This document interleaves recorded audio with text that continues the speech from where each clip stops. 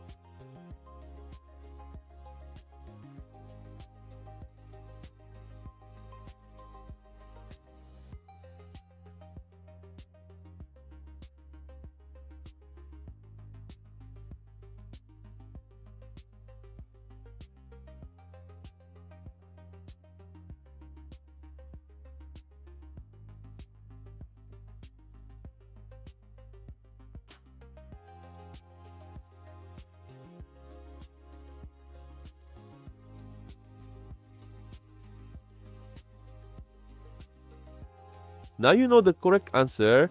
If you got it right, comment below. If you got it wrong, don't worry. This type of expression tricks many people. Leave your like and subscribe to the channel and follow the upcoming challenges. See you in the next video.